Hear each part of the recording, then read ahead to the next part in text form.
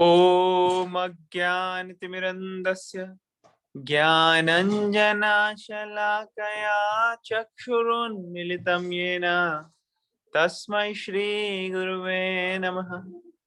जय श्री कृष्ण चैतन्य प्रभु नित्यानंद श्री अद्वैत गदाधर शिवासादि गौर भक्तवृंद।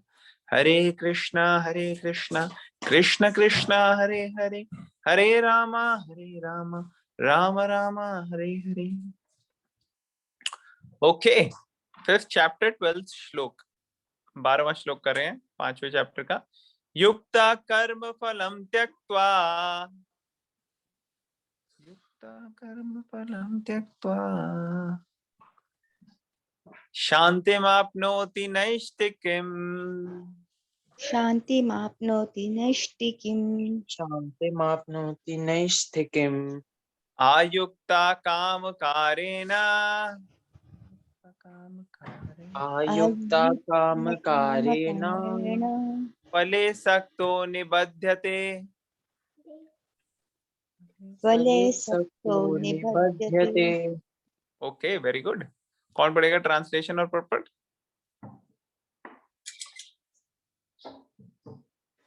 भाव्य आप पढ़ोगे? Yes, 1 second. हाँ पढ़िए, मैं इलाज कर लेता हूँ। Translation: The steadily devoted soul attains unadulterated peace because he offers the results of all activities to him, whereas a person who is not in union with the divine, who is greedy for the fruits of his labor, becomes entangled. Purport: The difference between a person in Krishna consciousness and a person in bodily consciousness is that the former is attached to Krishna, whereas the latter is attached to the results of his activities. The person who is attached to Krishna and works for him only is certainly a liberated person, and he has no anxiety over the results of his work. In the Bhagavatam, the cause of anxiety over the result of an activity is explained as being one's functioning in the conception of duality, that is, without knowledge of the absolute truth. Krishna is the यहाँ पे stop करते हैं एक second. Thank you भाभी for reading. तो क्या बोल रहे हैं इस श्लोक में? ट्रांसलेशन दोबारा से पढ़ रहा हूं मैं। The steadily devoted soul attains unadulterated peace because he offers the result of his activities to me. इसका क्या मतलब हुआ? कोई बता सकते हैं इसका क्या मतलब हुआ? Unadulterated का क्या मतलब होता है? प्योर। Unadulterated, yes. Adulteration कहते हैं ना हम कि कुछ मिक्स कर रहे हैं, मिलावट हो गई किसी चीज में। Unadulterated मीन्स कोई मिलावटी चीज नहीं है, ये पवित्र प्योर है। और स्टेडी मीन्स कंसिस्टेंट, जो करता रहता है हमेशा। Steadily devoted soul. तो कई लोग होते हैं वो डिवोटेड होते हैं लेकिन वो थोड़े टाइम के लिए होते हैं, जैसे कभी मंगलवार के मंगलवार हो गए, या फिर कभी जन्माष्टमी आने वाली है तो कृष्णा की डिवोटी हो गए वो, तो वो स्टेडीली डिवोटेड नहीं है। लेकिन यहाँ पे किसकी बात हो रही है? स्टेडीली डिवोटेड सोल की, जो व्यक्ति रेगुलरली एवरी डे वो करता है। जैसे आप लोग सब रेगुलरली भगवत गीता पढ़ रहे हो, धीरे धीरे हमारी ये लाइफ का एक इम्पोर्टेंट एस्पेक्ट हो जाना चाहिए। और धीरे धीरे क्या होना चाहिए? कॉन्शियसनेस का इम्पोर्टेंट एस्पेक्ट हो जाना चाहिए कि हम कुछ भी कर रहे हो तो हमेशा कृष्णा कॉन्शियस रहें भगवान के। तो ऐसा व्यक्ति जो स्टेडीली भगवान की तरफ समर्पित है, डिवोटेड है। समर्पित या डिवोटेड होने का मतलब क्या है? कि भगवान की सेवा में लगा है, उसको पूरी शांति मिलती है, पूर्ण शांति। लोग शांति की तरफ बढ़ रहे हैं ना, पीस चाहिए हमें, पीस। उसका फॉर्मूला क्या है? कि भगवान की तरफ पूरी तरह से हम सरेंडर हो जाए, डिवोटेड हो जाए, सेवा में लग जाए। और ऐसा व्यक्ति सारे कार्य, जो भी अपने कार्य करता है, वो भगवान को सेंटर बना के करता है। जैसे पहले भी हमने एग्जांपल दिया है कि अगर कोई न्यूली मैरिड कपल है, ठीक है, हस्बैंड वाइफ, और उनकी शादी होती है, थोड़े टाइम बाद उनका बच्चा होता है। अब जब बच्चा हुआ उसके बाद उनकी लाइफ जो है वो सेंटर्ड हो जाती है चाइल्ड के अराउंड, वो वैसी नहीं रहती जैसे पहले थी, बहुत ज्यादा चेंजेस आ जाते हैं। तो इसीलिए जिस तरीके से अपने आप को सारा कुछ सेंटर बना लेते हैं हम चाइल्ड के, उस तरीके से अपनी लाइफ में भी हमें कोशिश करनी चाहिए कि भगवान जो है वो बॉर्न हो जाए हमारे हृदय में। और जब भगवान हमारे हृदय में बॉर्न होते हैं, वो उसको कहते हैं भक्ति हमारी शुरू हो गई। और ऐसी स्थिति में हम सेंटर बनाते हैं कृष्णा को सारी चीजों के। जैसे एक बच्चा है नया पैदा हुआ, वो सारी की सारी पेरेंट्स की लाइफ चेंज कर देता है।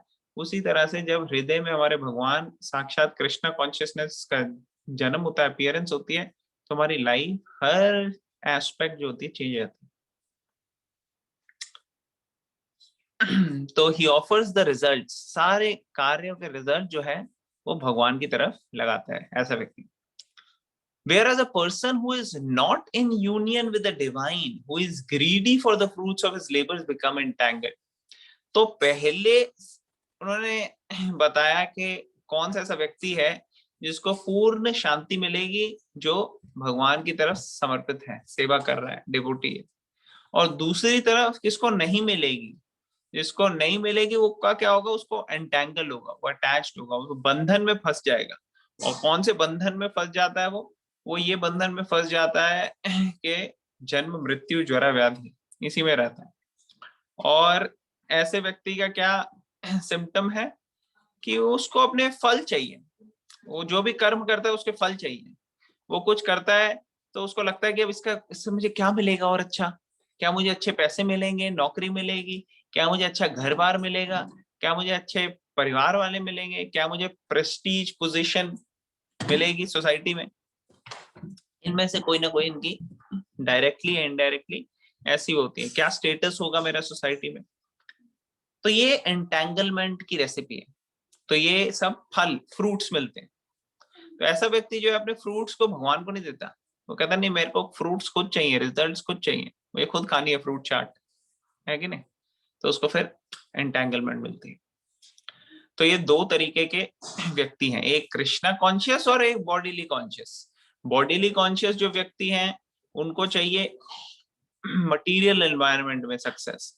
कृष्णा कॉन्शियसनेस जो व्यक्ति है उसको स्पिरिचुअल लाइफ का सक्सेस प्राइमरी है, और साथ साथ बॉडीली लाइफ में भी सक्सेस हो तो दैट्स ओके, उसके अगेंस्ट नहीं है कृष्णा कॉन्शियस वाला, मगर वो कॉम्प्रोमाइज नहीं करना चाहता अपनी स्पिरिचुअल लाइफ। और बॉडीली कॉन्शियसनेस वाला जो है उसको कृष्णा कॉन्शियसनेस से कोई ज्यादा लेना देना नहीं, वो इसलिए करते हैं रिचुअल्स, इसलिए करते हैं सारे रिलीजन, वो कहते हैं कि इससे मेरी जो मटेरियल लाइफ है वो सही हो रहनी चाहिए। तो ये बॉडीली कॉन्शियस व्यक्ति के सिम्टम्स हो जाते हैं। तो इनका डिफरेंस क्या है, दैट जो कृष्णा कॉन्शियस व्यक्ति है वो कृष्णा से अटैच्ड है, और बॉडीली कॉन्शियस वाला व्यक्ति जो है वो अपने रिजल्ट से अटैच्ड है। फिर यहाँ पे बताया the person who is attached to Krishna and works for him only is certainly liberated person and he has no anxiety over the results of his work। तो ये हम पहले भी डिस्कस कर चुके हैं कि कैसे ऐसा व्यक्ति जो है वो लिबरेटेड होता है। भागवतम के अंदर क्या बताया गया, cause of anxiety over the result of an activity. जो एंजाइटी होती है कि क्या इसका रिजल्ट होगा, कोई भी हमने कार्य किया उसका क्या रिजल्ट होगा, ये हमें सक्सेस फेलियर लाभ हानि ऐसी डुअलिटीज में रखती है। ये डुअलिटीज होती है ना, जो ऑपोजिट चीजें होती हैं जिसमें हमारा माइंड फिक्स होता रहता है। वो क्या करता है, माइंड कहता है कि नहीं मुझे सक्सेस तो ठीक है, नो प्रॉब्लम, फेलियर नहीं आनी चाहिए, प्रॉफिट तो ठीक है, लॉस नहीं होना चाहिए, ठीक है ना। तो ऐसे करके माइंड जो है वो राग द्वेष अटैचमेंट और एवर्जन इसके चंगल में फंसा रहता है, डुअलिटीज के। और इस वजह से वो अपना मेन पर्पस भूल जाता है कि वो है Krishna, Krishna is the main purpose. जैसे आप देखते हो कोई भी एजुकेशन या कोई भी ट्रेनिंग लेनी होती है, उसमें जो ट्रेनी है उसका फोकस होता है कि मुझे एंड में ये टारगेट खत्म करना है, ये गोल खत्म करना है। वो ये नहीं सोचता कि कितना प्लेजरेबल है ये ट्रेनिंग एक्सपीरियंस। ट्रेनिंग एक्सपीरियंस अगर अच्छी ट्रेनिंग करनी है आपने तो वो बहुत ज्यादा जरूरी नहीं है आनंदमय हो कि बहुत उसमें मजा आए ट्रेनिंग में, नहीं। जैसे बच्चे हैं उनको स्कूल में पढ़ाई करनी पड़ती है या कोई कॉम्पिटिटिव एग्जाम्स की तैयारी करनी है, तो वो जनरली ऐसे नहीं होता कि बहुत ईजी है, उसके लिए बड़ी मेहनत लगती है, बहुत मेहनत करनी पड़ती है उनको। जैसे कोई अगर ट्रेनिंग हो रही है किसी पर्टिकुलर प्रोफेशन में, जैसे किसी ने आर्मी की ट्रेनिंग होती है, कितनी इंटेंस स्ट्रिक्ट ट्रेनिंग होती है आर्मी में, मतलब वो एकदम देखते हैं कि कब तक आप टूट नहीं जाते, उनका मकसद ये होता है देखने। और वो जब वो ट्रेनिंग हासिल कर रहे होते हैं तो उनको लगता है दिस इज हेल, ये तो नर्क के बराबर। लेकिन वो ट्रेनिंग हासिल करने के बाद जो उनके अंदर ट्रेनिंग उनको मिलती है, उससे वो एकदम इम्पॉसिबल चीजें कर पाते हैं। तो ये क्यों होता है? ये इसलिए होता है क्योंकि उनको ट्रेनिंग मिली है। उसी तरीके से जो हम लोग आए हैं भगवत गीता पढ़ने, तो भगवत गीता का आइडिया क्या है कि हमें अपनी कॉन्शियसनेस को ट्रेन करना है, अपने माइंड को ट्रेन करना है। ट्रेन करने में बड़ी सारी चीजें होंगी जो प्लेजरेबल हो सकता है ना हो, कई चीजें ऐसी होंगी जो हमें अच्छी लगेंगी, कई कहेंगे नहीं ये हम नहीं कर सकते, ये हमारे लिए मुश्किल है। लेकिन वो करने का एफर्ट जब करोगे, आप ट्रेन करोगे अपने माइंड को, कॉन्शियसनेस को, तो आप देखोगे कि you will be a different person. आप एक अलग व्यक्ति बन जाओगे। आपकी जो कॉन्शियसनेस है, चेतना है, थॉट प्रोसेस, सारी चीजें अफेक्ट हो। तो ये भागवतम यहाँ रिकमेंड कर रही। भव्य आप कंटिन्यू करोगे पढ़ना? Yes. Krishna is the supreme absolute truth, the personality of Godhead. In Krishna consciousness, there is no duality. All that exists is a product of Krishna's energy, and Krishna is all good. Therefore, activities in Krishna consciousness are on the absolute plane. They are transcendental and have no material effect. One is therefore filled with peace in Krishna consciousness. But one who is entangled in profit calculation for self-gratification cannot have that peace. This is the secret of Krishna consciousness. Realization that there is no existence besides Krishna is the platform of peace and fearlessness. Hare Krishna. हरे कृष्णा। तो यहाँ पे golden rule बताया गया कि कैसे शांति रह सकती है।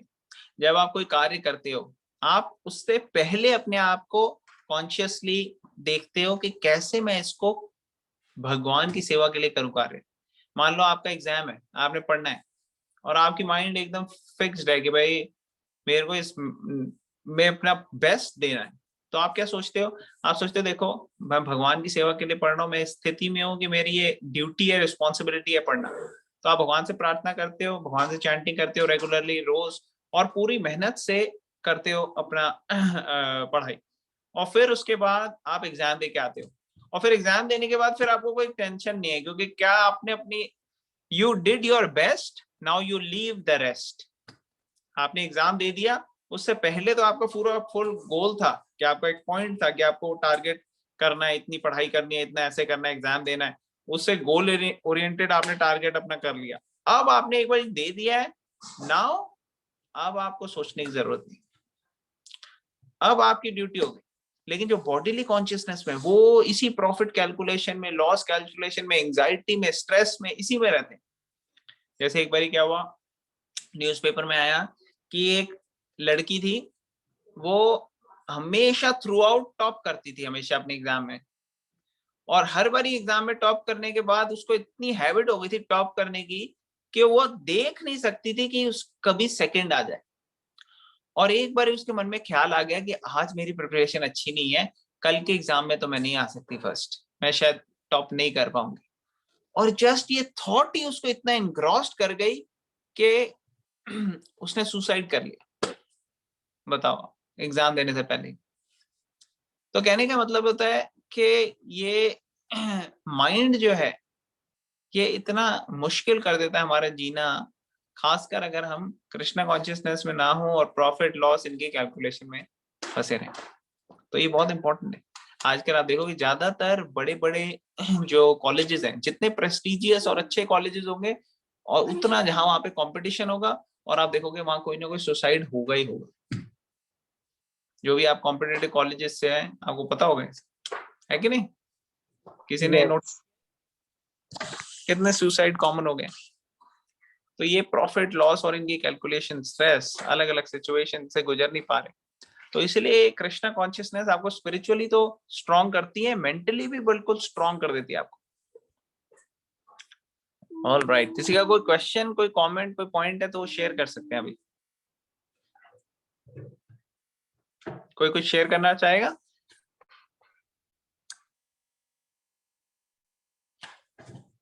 ओके, अंश वांट्स टू शेयर। अंश आप शेयर करो। ओके, रक्षिता माता जी वांट्स टू शेयर, आप शेयर कीजिए माता जी। सो प्रभु जी, बिल्कुल आप ठीक कह रहे हैं। मैं ऐसे रिलेट कर सकती हूँ कि मेरी सिचुएशन अभी कुछ ऐसी ही है कि मैं मतलब होने को बहुत एंजाइटी भी हो सकती है, और as you know that I am here in India and I'm planning to travel, और बट हाँ, ये बात बिल्कुल सही है कि बहुत चीजों के बाद मेरा खुद का एक्सपीरियंस है कि जैसे मैं क्लासेस में रेगुलर आ रही हूँ, तो उससे काफी पीस ऑफ माइंड मुझे रहता है। मुझे लगता है ठीक है, चीजें मेरे कंट्रोल में नहीं है, आई एम जस्ट ट्राइंग। होगा तो भी ठीक है, नहीं होगा तो भी कोई बात नहीं। तो ये बिल्कुल सही बात है प्रभु जी, that if you truly believe and come to the classes, तो बहुत फर्क पड़ता है। जैसे अभी थोड़ी देर पहले ही मैं कुछ ट्राई कर रही हूँ, बट मेरा नंबर नहीं लग रहा, मेरे को जवाब नहीं मिल रहे, मेरी टेस्टिंग नहीं हो पा रही, बट मुझे फिर भी लगा कि मैं क्लास अटेंड कर लेती हूँ, उसके बाद कर लूंगी। सो वेरी ट्रू प्रभु जी, बहुत बहुत फर्क पड़ता है। और मुझे खुद में तो बहुत, क्योंकि मुझे तो बहुत एंग्जाइटी होती थी चीजों को सोच के ना। हरे कृष्ण प्रभु जी। हरे कृष्ण। ये बहुत सही बात आपने कही कि एंजाइटी ऐसी है जो छोटी छोटी चीजों में भी हमें खा जाती है, और डर, फियर एंड एंजाइटी। और हम देख सकते हैं कि बचपन में तो बच्चों को तो और ज्यादा फियर और एंजाइटी होती है, जैसे जैसे हम बड़े होते हैं थोड़ा मैच्योर हो जाता है इंसान। लेकिन कृष्णा कॉन्शियसनेस इतनी पावरफुल है कि बच्चों को भी जो है उनके मन से भी फियर और एंजाइटी दूर कर सकती है। जैसे हमने देखते हैं एग्जाम्पल ऑफ प्रहलाद महाराज, 5 साल के, लेकिन कोई फियर नहीं, कोई एंजाइटी नहीं, मार रहा है पिता, लेकिन फिर भी। तो ये एक साइन हम देखते हैं कि कितने पावरफुल है भक्ति। ओके, और कोई कुछ शेयर करना चाहता है? कोई टीका टिप्पणी, कोई चीज? नहीं तो Yes, I हाँ, also agree that it helps a lot in anxiety, especially in due to the pandemic. Especially for students of schools and colleges, we have no idea when our exams will take place.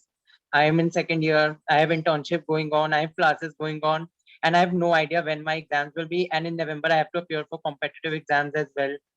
So it truly helps. Maybe I also try that. I attend it regularly and daily. बीच बीच में बस 1-2 बार miss हो जाता है जब exam या कुछ होता है, but it gives a lot of peace in mind. हाँ, तो ये जितना हम अपने आप को ट्रेन कर लेते हैं उतना हम एकदम स्टेडी स्टेट ऑफ पीस में हो सकते हैं, अनअडल्टरेटेड। अभी तो हमारी अडल्टरेटेड पीस है, कभी पीस आती है, कभी चली जाती है, कभी एंग्जाइटी आ जाती है, कभी कुछ। लेकिन हम जैसे जैसे एडवांस करते हैं स्पिरिचुअली, ये पीस जो है ये अनअडल्टरेटेड हो जाएगी। ठीक है ना? ऑल राइट, तो आगे चलेंगे।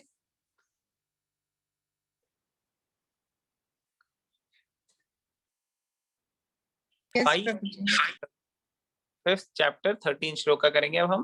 सर्व कर्माणि मनसा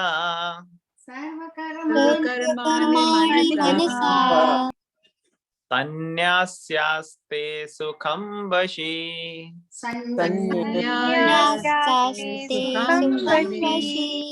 नवद्वारे पुरे देहि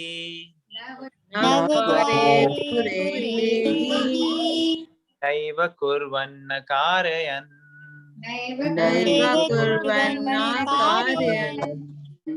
कौन पढ़ेगा ट्रांसलेशन? यस प्रभु जी। हरे कृष्ण प्रभु ji. Hare Krishna, please. Should I read? Absolutely. When the embodied living beings controls his nature and mentally renounces all actions, he resides happily in the city of 9 gates. the material body, neither working nor causing work to be done.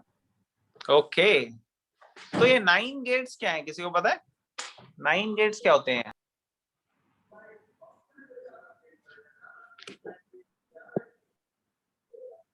No. Hare Krishna Prabhuji. Hare Krishna.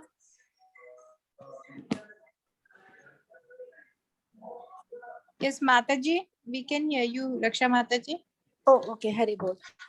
So Hey, 9 gates. I was talking about those 9 gates. So it's 2 eyes, 2 nostrils, 2 ears, 6, 1 mouth, 7, and your genitals too. So these are the 9 gates. This is the body we are talking about. very nice, thank you. Yes. Great. तो अभी हम पोपट पढ़ेंगे, फिर और discussion करेंगे। माता जी आप कंटिन्यू करेंगे पोपट? Yes. You are asking me? हाँ Should जी I continue? Yes Indu aunty आप करिए। Purport. The embodied soul lives in the city of 9 gates. The activities of the body or the figurative city of the body are conducted automatically by its particular modes of nature. The soul, although subjecting himself to the conditions of the body, can be beyond those conditions if he so desires. Owing only to forgetfulness of his superior nature, he identifies with the material body and therefore suffers. By nature, by Krishna consciousness, he can revive his real position and thus come out of his embodiment. Therefore, when one takes to Krishna consciousness, one at once becomes completely aloof from bodily activities.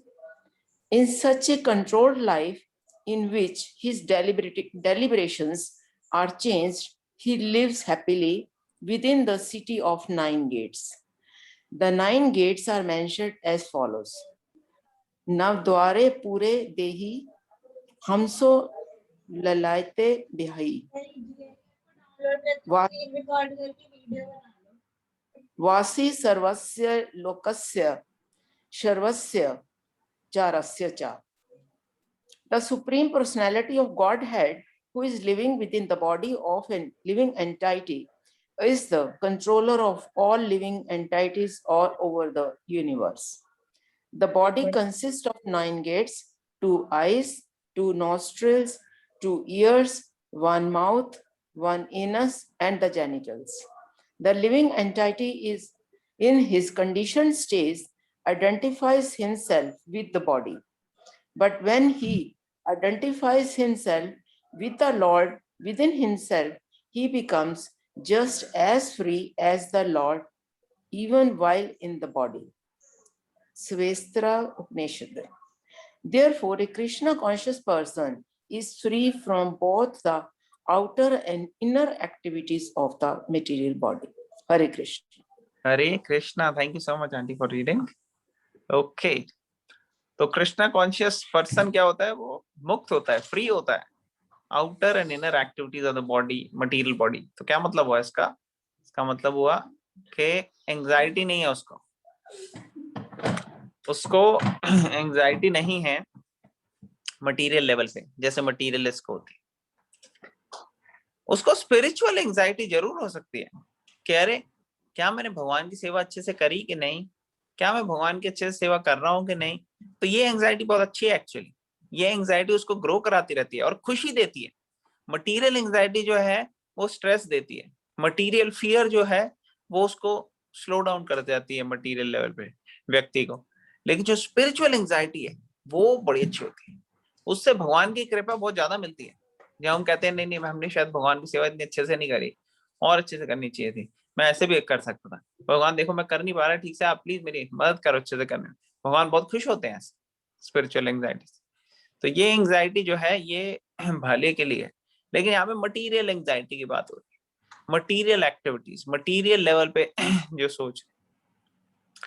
तो ये translation फिर से पढ़ूंगा मैं. When the embodied living being controls his nature and mentally renounces all actions, he resides happily in the city of nine gates, the material body neither working nor causing work to be there. तो खुश रहने का, अगर हम इस शरीर में खुश रह रहे हैं तो क्या करना है?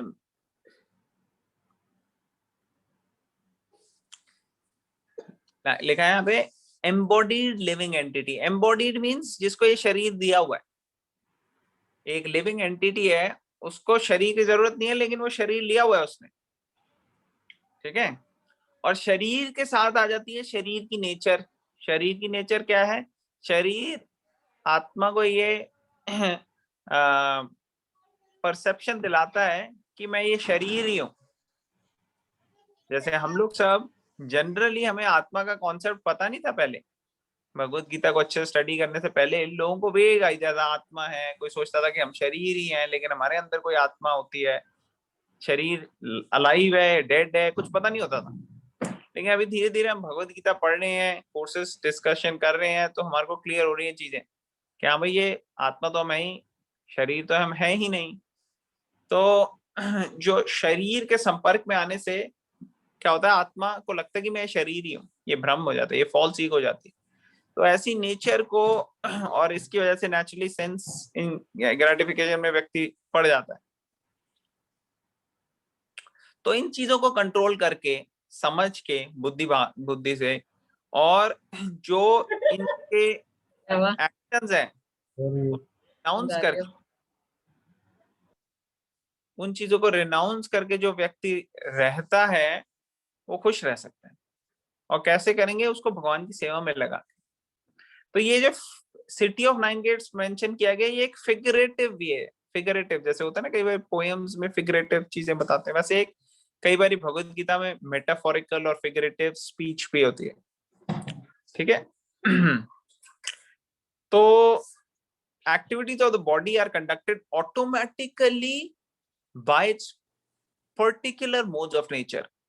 तो जिस तरीके के नेचर हमारी गवर्न कर रही है हमें, जो भी मोड्स, गुडनेस, पैशन और इग्नोरेंस, तो इनका मिक्सचर गवर्न कर रहे हैं हमें. मान लो हम 50% पैशन में, 20% गुडनेस में और 30% इग्नोरेंस में, ये कॉम्पोजिशन है हमारी, मान लो. तो उसी हिसाब से हम उसी के इन्फ्लुएंस के तरीके से हम एक्ट करेंगे. जितना हम गुडनेस में अपने आप को रख सकेंगे, उतना गुडनेस स्ट्रांग हो जाएगा हमारे को कंट्रोल करने के लिए. जितना हम इग्नोरेंस में रहेंगे, उतना इग्नोरेंस स्ट्रांग होता जाएगा. और जितना पैशन में अपने आप को एक्सपोज करेंगे, उतना पैशन स्ट्रांग होता जाएगा. रिकमेंडेशन है गुडनेस, क्योंकि गुडनेस से आप स्पिरिचुअल लाइफ में आ सकते हो. हैं तो तीनों ही बेकार, तीनों कोई फायदे के नहीं है, लेकिन गुडनेस में जितना व्यक्ति होगा, उसको बाद वो स्पिरिचुअल लाइफ को प्रैक्टिस कर सकता है अच्छे से, तो वो बाहर आ सकता है. आप कह सकते हो गुडनेस जो है वो दरवाजे के थोड़ी पास बैठा है, जेल के दरवाजे के, और जो पैशन और इग्नोरेंस है बड़ी दूर बैठे हैं काल कोठरी. तो जितना हम पास आते आते हैं, उतना गेट पे जा सकते हैं. लेकिन ऐसा नहीं है कि पास आना गुडनेस के थ्रू ही जा सकते हो. आप इग्नोरेंस में भी खड़े हो, आप डिसाइड करो कि मुझे जाना है, आप सीधा जा सकते हो दरवाजा खोल के. ऐसा नहीं है कि आपको वहां इग्नोरेंस के बाद गुडनेस में आना जरूरी है. लेकिन मोस्ट लोगों के लिए इतना फास्ट नहीं प्रोसेस होता. हम मोस्ट लोग धीरे धीरे धीरे धीरे करके चलते हैं, तो इसलिए हमारे लिए गुडनेस में आना और फिर बाहर जाना वो ज्यादा प्रैक्टिकल हो सकता है. अब व्यक्ति क्या है, जब शरीर ले लेते हैं, हम शरीर के हिसाब से अपने आप को चलाते हैं, मोड्स ऑफ मटेरियल नेचर में कर रहे हैं, तो ये भूल जाता है कि ये आत्मा है, भगवान की सुपीरियर नेचर है, और उसी वे में काम करता है जो शरीर लोअर नेचर करती है. ठीक है ना. तो ये जो 9 गेट्स तो एक्सप्लेन हो ही गए हैं. ये जो 9 गेट्स हैं बॉडी के, इसी के अंदर रहता है, और शरीर को ही अपना मान लेता है और उस हिसाब से अपने आप को चलाता है. लेकिन जो कृष्ण कॉन्शियस व्यक्ति है, वो समझ लेता है कि नहीं, ये नहीं है, इसलिए वो डिटैच रहता है. इनर, अंदर जो एक्टिविटीज हो रही है माइंड में और कॉन्शियसनेस में, और बाहर की जो एक्टिविटीज जो कर रहे हैं वो, उनसे बोध से वो डिटैच हो जाता है, क्योंकि वो भगवान की सेवा में लगा है. ओके. यहाँ स्टॉप करते हैं। किसी का कोई क्वेश्चन, कमेंट या कोई पॉइंट? इग्नोरेंस में हम कैसे जा सकते हैं आगे? गुडनेस में नहीं आओ, बिना उसके भी आप लोग जा सकते हैं, ऐसे कैसे? हाँ, तो ये अच्छा क्वेश्चन है। क्वेश्चन है कि अगर हम मोड ऑफ इग्नोरेंस में है पूरी तरीके से, तो वहां से कैसे हम जा सकते हैं, कहां से कैसे एडवांस हो सकते हैं? तो अब कल रामनवमी है कि नहीं? रामनवमी बहुत ही इंपॉर्टेंट, अच्छा ऑस्पिशियस डे है। हम लोग फास्ट रखते हैं दोपहर तक, नून, और भगवान राम जी से प्रार्थना करते हैं और चैंटिंग करते हैं उनका नाम, हरे कृष्णा कृष्णा कृष्णा हरे हरे, हरे राम राम राम हरे हरे।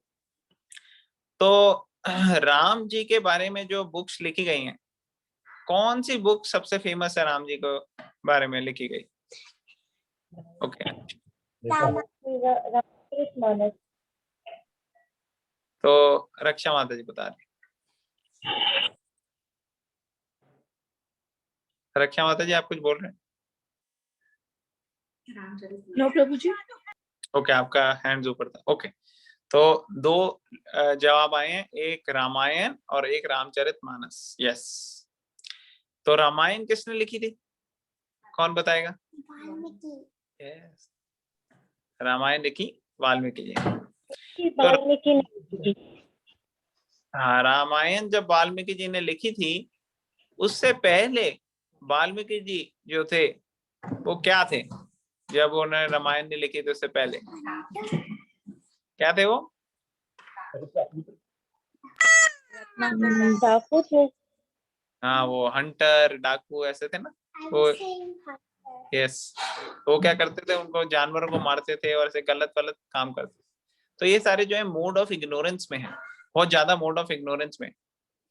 अब मोड ऑफ इग्नोरेंस में कोई व्यक्ति होता है तो उसको सीधा स्पिरिचुअल लाइफ में एडवांस करना ये प्रैक्टिकली पॉसिबल है नहीं। तो फिर कैसे हो गया वाल्मीकि जी के लिए पॉसिबल? रत्नाकर के लिए कैसे हो गया पॉसिबल? प्रभु जी, उनको नारद मुनि जिनको गुरु मिले, करेक्ट, गुरु तो ने ये उनकी लाइफ चेंज की। एक्सेलेंट। तो ये एसोसिएशन से होता है। जब एक एडवांस व्यक्ति का आपको एसोसिएशन मिलेगा तो उसकी कृपा से भगवान की कृपा आएगी, और इग्नोरेंस में हो आप, पैशन में हो, गुडनेस में हो, कहीं पे भी हो, कोई प्रॉब्लम नहीं है, वहां से आप सीधा निकल के बाहर आ सकते हैं। तो यही हुआ, उन्होंने फॉलो किया जो नारद मुनि ने उनको बोला, वो उन्होंने सीरियसली फॉलो किया। और कई ऐसा नहीं कि बस एक दिन दो दिन फॉलो करना था और उसके बाद हिम्मत, कई दिन फॉलो किया, कई साल फॉलो किया, सैकड़ों सैकड़ों साल तक उन्होंने जपा किया, राम राम राम राम राम राम राम राम राम राम राम राम राम राम राम राम राम राम, और टोटली उनकी कॉन्शियसनेस जो है वो पवित्र हो गई। तो ये इतना पावरफुल है भगवान का नाम, जो इतने सालों में उन्होंने किया, वो कलयुग में इतना इजी बना दिया भगवान ने कि हम को हजारों साल करने की जरूरत नहीं है। वो हमें 24 घंटे भी करने की जरूरत नहीं है, हालांकि कर सके तो बहुत अच्छा है। हमें जो भी एक्टिविटीज हम कर रहे हैं उनको भगवान के उसमें लगाना है, और सिर्फ 16 वाला अगर हम कम से कम कर सकें और अटेंटिवली हेयर कर सकें, तो हम देखेंगे कि हमारी लाइफ जो है परफेक्ट हो सकती है। इतना इजी बना दिया भगवान ने कि आप समझ लो ये 99.99% ऑफ है। कभी होता है ना, सेल लगती है, कोई कहता है 50% ऑफ, कोई 75% ऑफ, कभी अगर 90% ऑफ हो तो भी आपको लगता है। लेकिन अभी क्या हो गया है, ये 99.999% से भी ज्यादा ऑफ चल रहा है।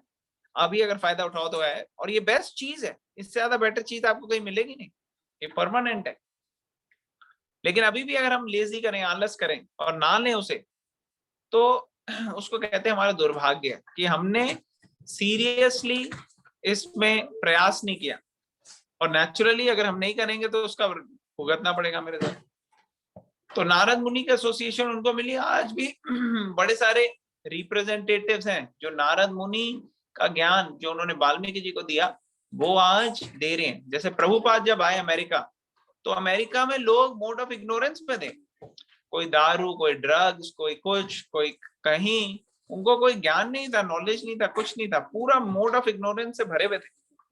लेकिन क्योंकि प्रभुपाद जिन्होंने इस्कॉन की स्थापना की, वो आए, उनका एसोसिएशन मिला, उनके एसोसिएशन में प्रभुपाद ने बताया कि ये सब चीजें अब आपको नहीं करने की जरूरत, अब मैं आपको ऐसे ही इतना अच्छा एक्सपीरियंस दूंगा कि आपको ड्रग्स लेने की जरूरत नहीं है। वो कहते हैं हमें ड्रग्स लेनी जरूरी है, दारू पीनी जरूरी है, सिगरेट पीनी जरूरी है, क्योंकि इससे हमारे को बड़ा अच्छा फीलिंग आती है। उन्होंने कहा नो प्रॉब्लम, मैं आपको अच्छी फीलिंग ऐसी दे दूंगा। मैंने कहा अच्छा कैसे?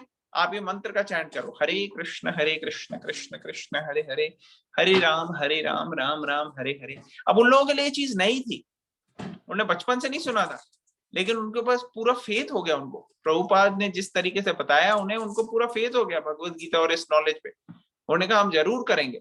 और उन्होंने जब किया तो उनको खुद टेस्ट आने लगा। उन्होंने सीरियसली किया, ऐसे मजाकबाजी मजा मस्ती में नहीं कि हाँ भाई थोड़ा कर लेते हैं। अब इंडियंस के साथ क्या प्रॉब्लम है, इंडियंस बॉर्न हुए हैं, ब्रॉटअप हुए हैं, तो वो लाइटली लेते हैं। वो सोचते हैं कि ठीक है, कर लिया तो भी ठीक है, नहीं करा तो भी ठीक है। उनको विश्वास नहीं, उनको पता नहीं है इसकी शक्ति कितनी है।